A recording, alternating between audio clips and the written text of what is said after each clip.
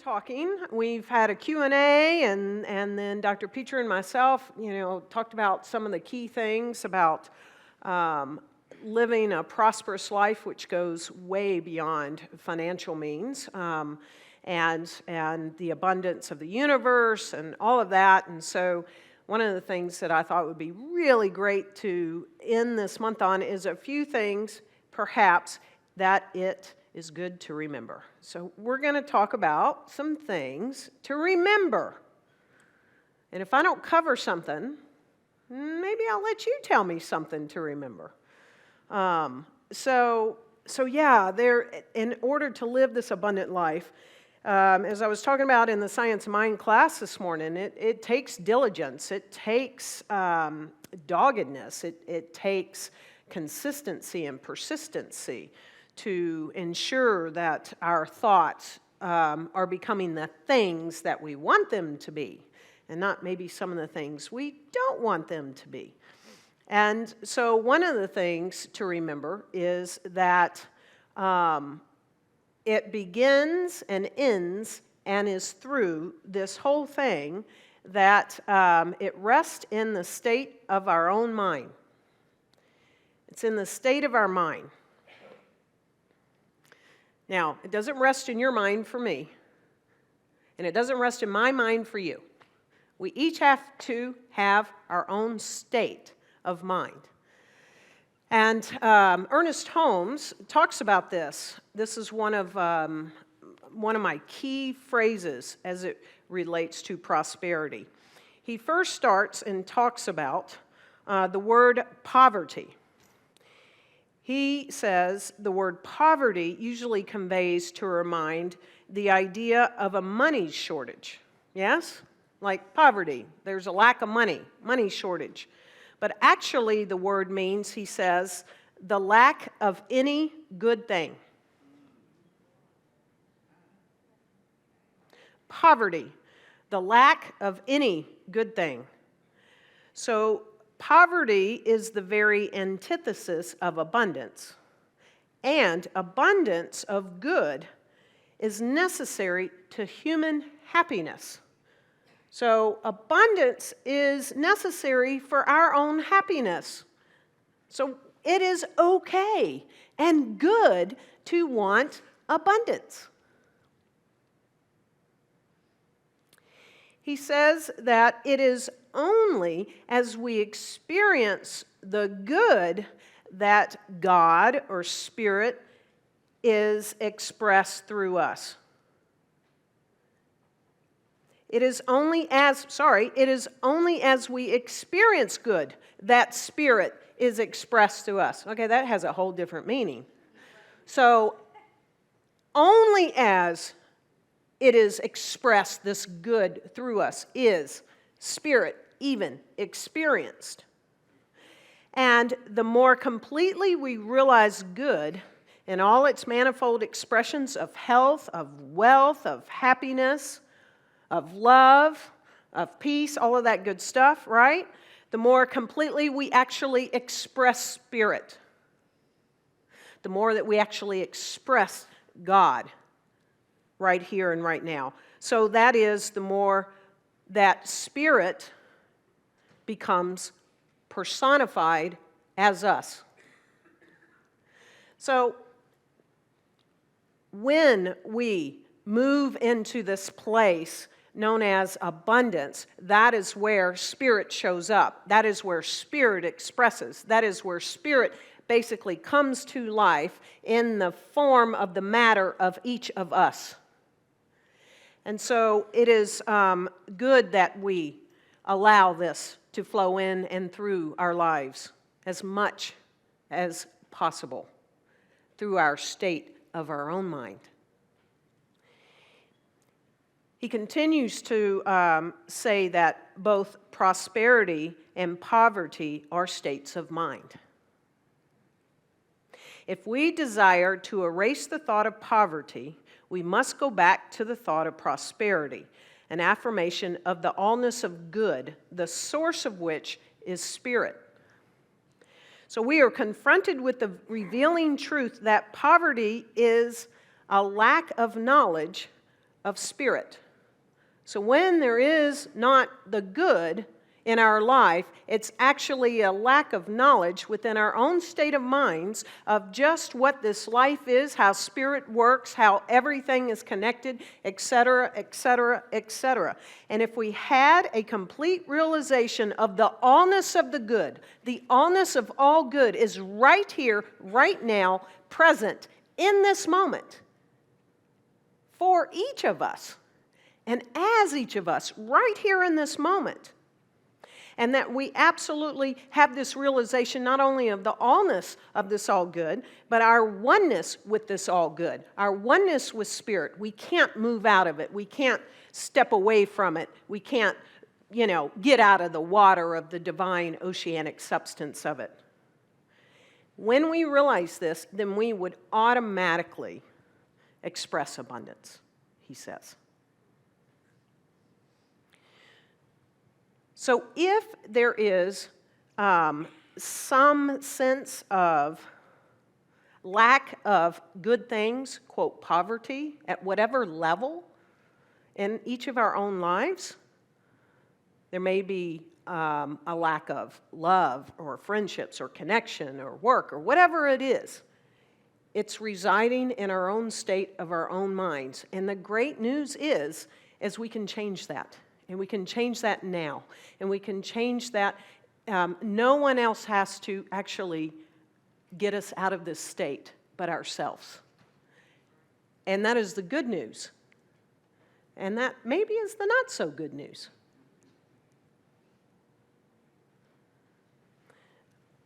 I like to be reminded that it resides in my own mind, in my own state of my own mind.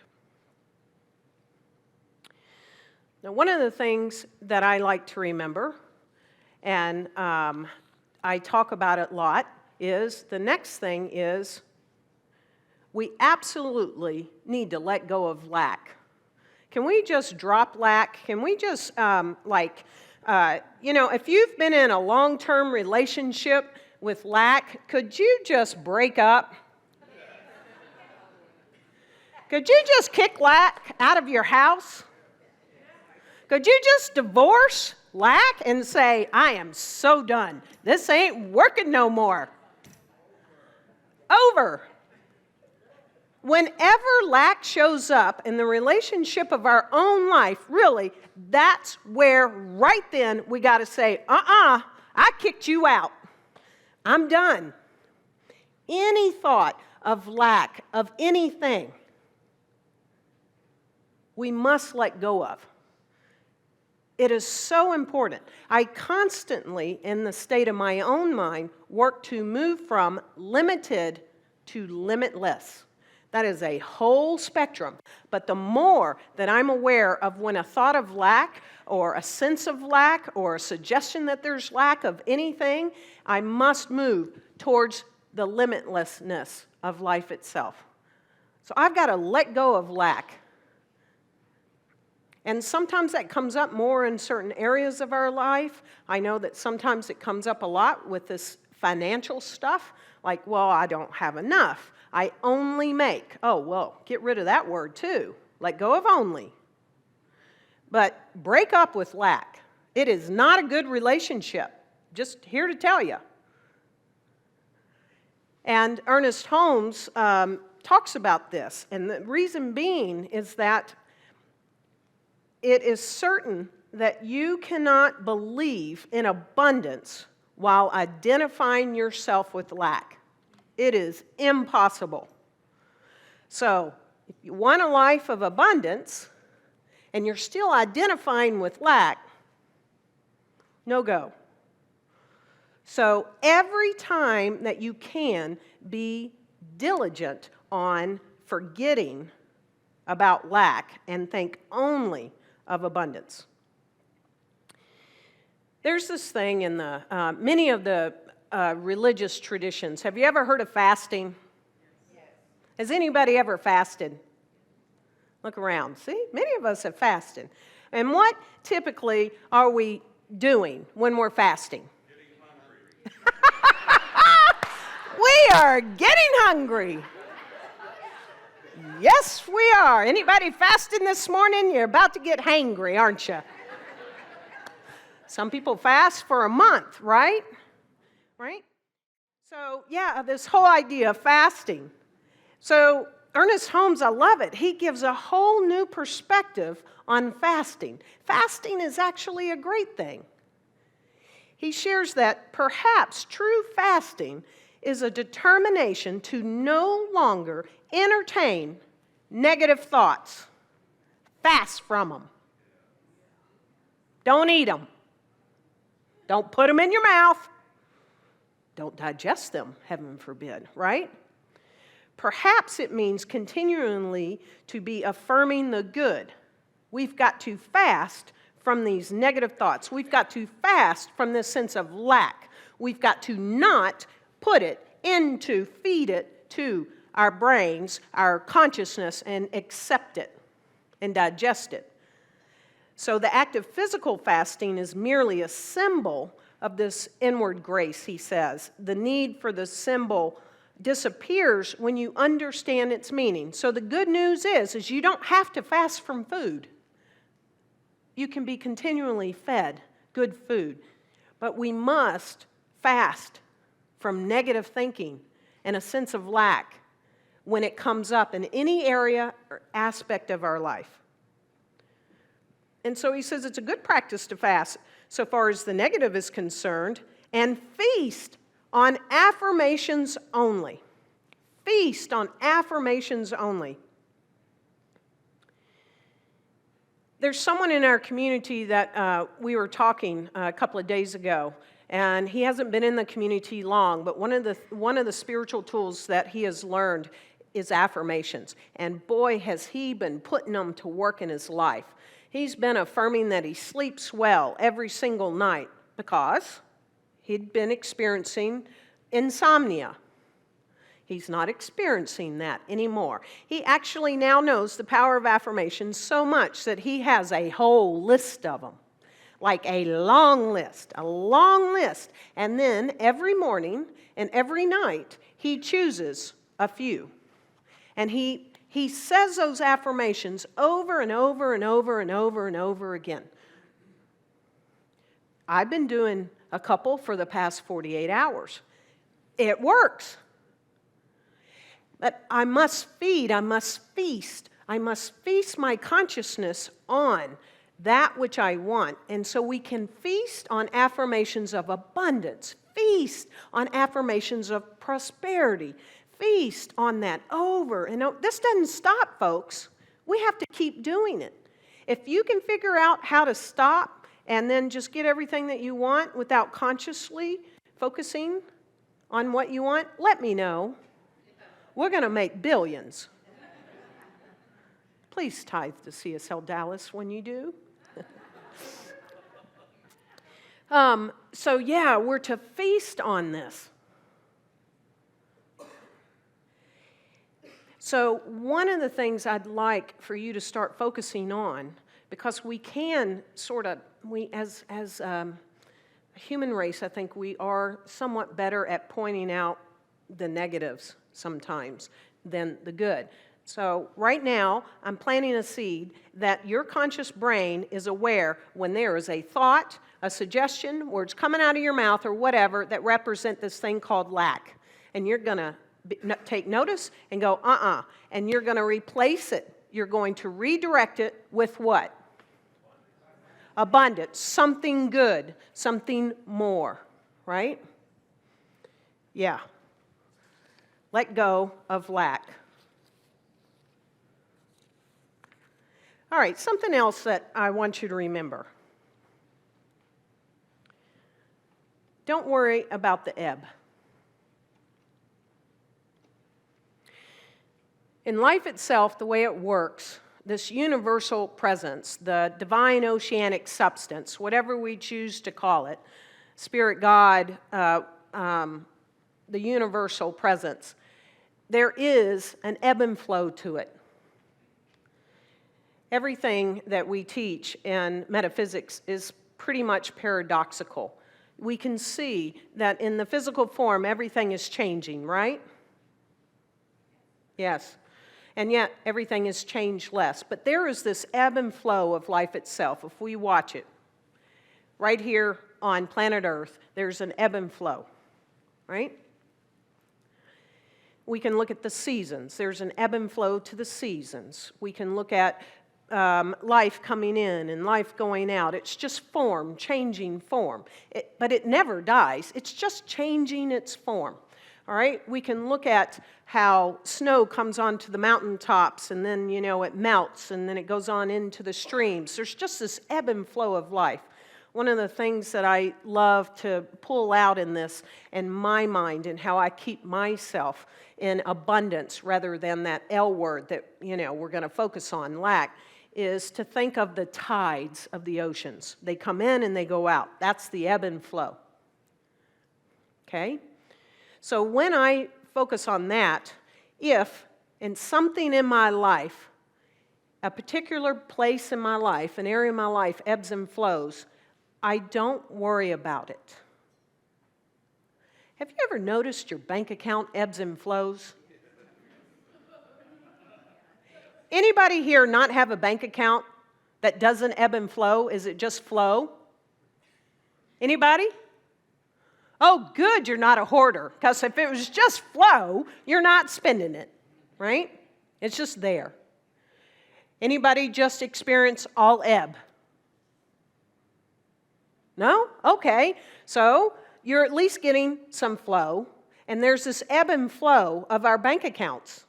One account, however many accounts we have, right? All of this coming and going. What happens inside of your own self and in your own mind when it feels like all it's doing is ebbing? Anybody? Worry. Fear. Anxiety. And then where does the attention go?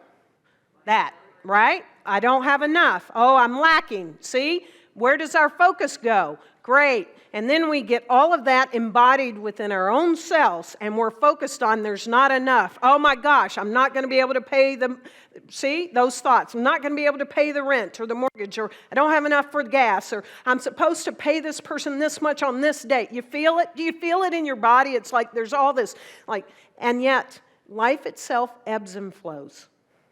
And if we can remember that, then when the ebb feels like it's going out a little bit too much, think of the tide. Oh, the tide must come back in. It must be high tide. It just ebbs and flows. Then I'm no longer focusing on that which I don't have, that which I fear, that which I think I lack. So that's not going to grow. Because if I keep focusing on I ain't got it, so within, so without, that's how this works. Then the universe just gives me what I want. Yeah, you don't got it. You're right. If I let that go and not focus on that and just relax and say, there is an ebb and flow to life at all times. And in this moment, it is flowing to me right here and right now. Now, we must do our part also. And as the flow keeps coming in, we also want to make sure, right, we ebb it back out. Don't want to hold on to it too much. So that is how life works. And when we're in, and nature tells us most of how life works, especially if we love nature, we can look to it. And it's just there. The trees don't start panicking and worrying in the next few weeks because they've lost all their leaves.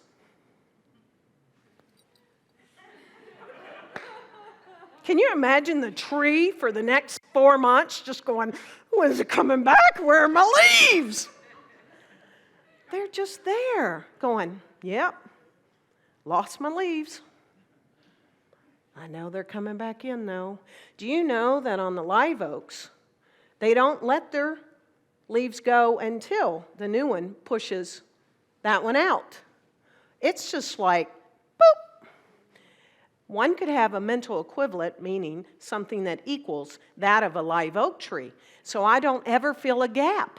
How about that as a mental equivalent? I am a live oak tree that as stuff is coming in, I'm just, it's just this constant, there's no big gap. There's none of these months of, quote, seemingly no leaves on trees.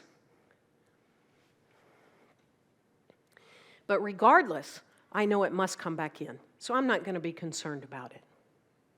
And because I'm not concerned about it and I'm focused on now the flow comes. Make sense? Yeah. Uh-huh. And the other one is, well, I must believe that I'm in a universe which is self-sustaining. So that, as I know and recognize that I am in a universe that is self-sustaining, that's the ebb and flow. It is constantly self-sustaining itself. And I am part of this one life, universal presence, so that must be me too. So I am fully self-sustained. That's a great affirmation. I am fully self-sustained at all times, in all ways, in all shapes, in all fashions. You can't just say that once. Got to say it enough until it's embodied.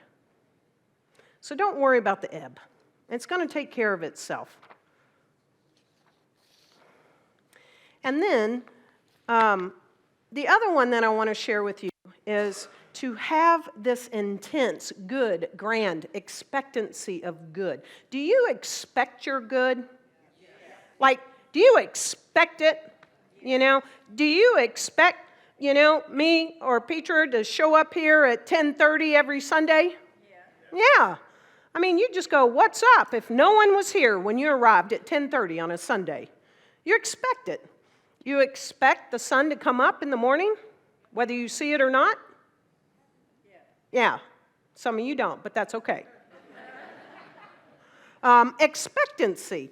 Very important to have the expectancy and the degree that we have that expectancy. Ernest Holmes really talks about this really well. He says that we can make bigger buckets.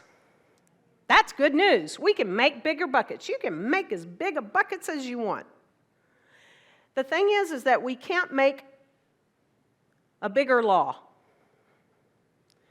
This universal law that we talk about. So we can't make a bigger law. But the great news is that the law does not know big or small. So it just doesn't matter to the law. This universal, impersonal thing it's the creative medium. If all of this is going, what the heck is Karen talking about? Then get in foundations, okay? And foundations class. But this universal law doesn't know big or small. So it knows what to do when I place whatever it is, this thought that I want. It knows how to do that. He says there is such a law, and we are always using it. Whether you know how this stuff works or not, you are using it. That's the good news. And perhaps the not good news. So you're always using it. We are all receiving from life an objective equivalent of our inward mental attitude. So whatever my inward attitude is, that's what I'm getting. If there's something that's on the outside of your life that you're not liking, check your attitude, your mental attitude. If we wish more, we must increase our expectancy, he says. We must increase what it is that we're expecting. We must identify ourselves with more. So, I must increase my expectancy of more love. I must increase my expectancy of more money. I must increase my expectancy of more health. If I don't increase that expectancy, I'm not going to have more health.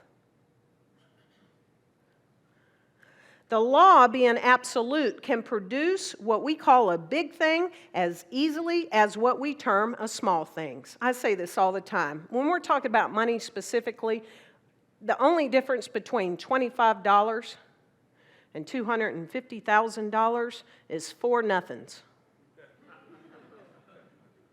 Bunch of zeros. Bunch of nothing. But see, we think $25 is what? Small? Maybe you think it's big. Or we think $250,000 is what? Big, huge, right? The law just can easily do 25 as 250,000, right? But what do I expect? If I only expect the 25, that's what I'm going to get. So we must grow our expectancy. For the one mind is a mirror. It automatically reflects the image of our thoughts, be they good, bad, or indifferent, he says, large, medium, or small, as we measure things.